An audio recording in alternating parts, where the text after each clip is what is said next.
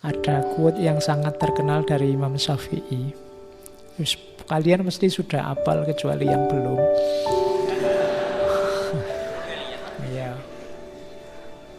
Jadi al-waqtu kas-saif in lam taqta'uhu qata'aka. Waktu ibarat pedang. Kalau engkau tidak memotongnya atau menggunakannya untuk memotong, maka ia akan memotongmu.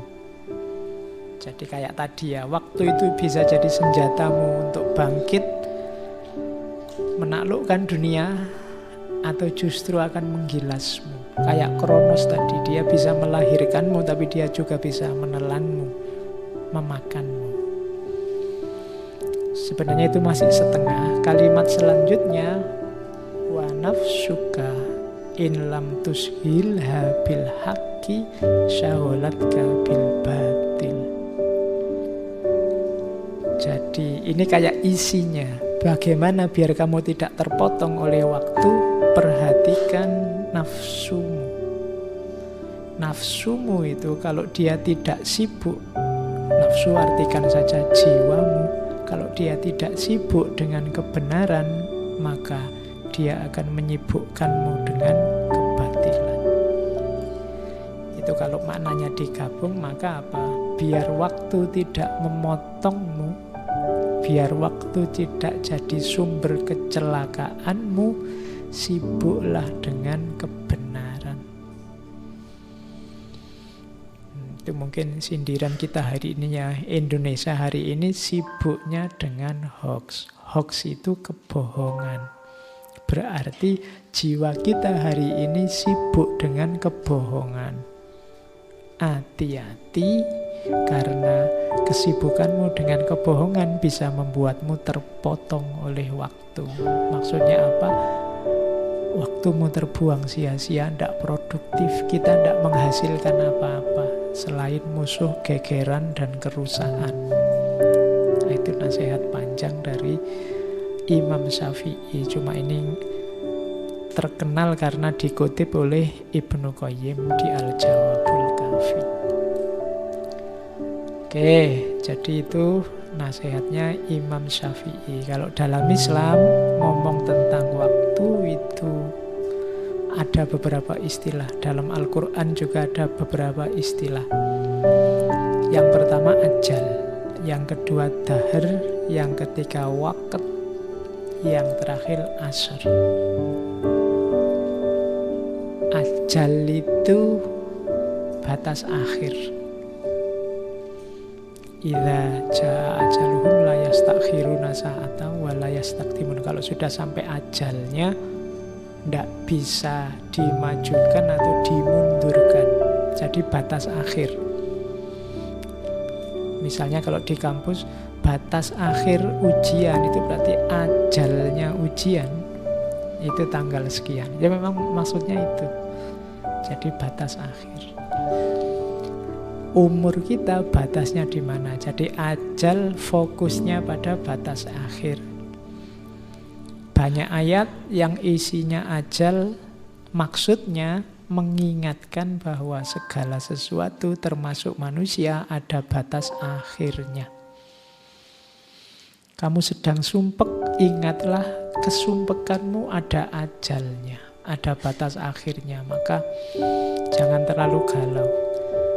Kamu sedang seneng, dapat kenikmatan juga, jangan lupa diri karena ada batasnya. Karena kenikmatan itu kalau kamu tidak hati-hati mengelola, melampaui batasnya, bisa jadi kesumpekan, kesusahan.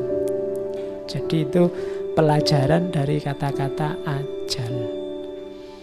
Ingatlah segala sesuatu ada ajalnya, ada batasnya. Tidak ada senang terus-terusan atau sedih terus-terusan. Tidak ada nikmat terus-terusan atau laknat terus-terusan. Ada batas-batasnya. Yang kedua, dahar. Dahar ini kalau bahasa pasnya mungkin durasi. Durasi itu ngitungnya sejak lahir sampai mati, itu durasi. Misalnya HP ini durasinya, masa hidupnya adalah berapa? 7 jam kalau aktif misalnya, kalau masih baru. Nah, itu namanya durasi. Dari 24 jam hidupmu aktif itu mungkin durasi meleknya ya 24 dikurangi 8, 16 jam misalnya. Kamu lebih 16 jam mungkin kamu sudah lemes. Nah, itu dahar namanya. Alam semesta ini ada durasinya. Kalau ajal itu yang dilihat batas akhirnya, kalau dahar ini dilihat durasinya.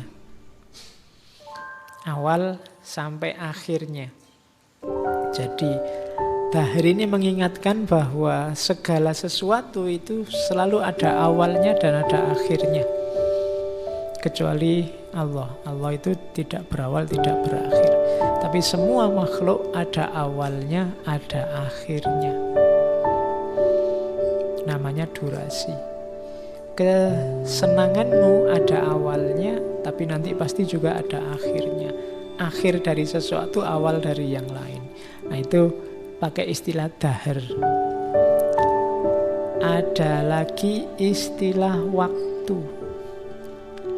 Kalau waktu ini biasanya ngomong peluang, ngomong tentang kesempatan. Itu biasanya pakai istilah waktu.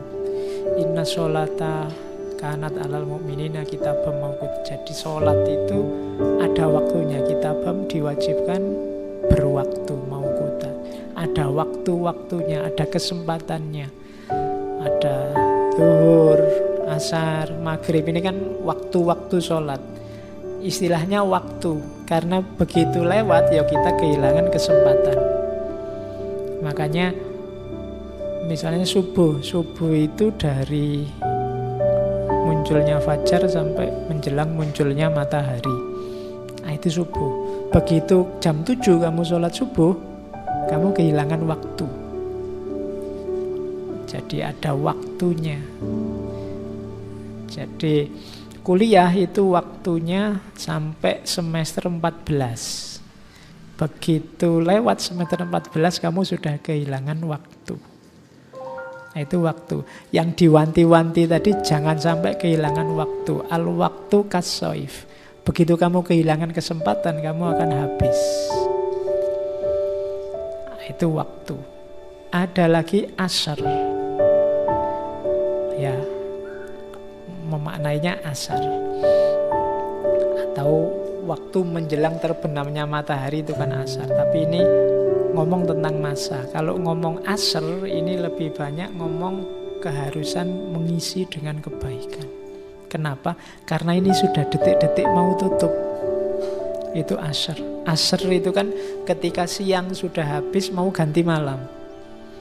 Jadi waktu penting dalam hidup kita itu asar.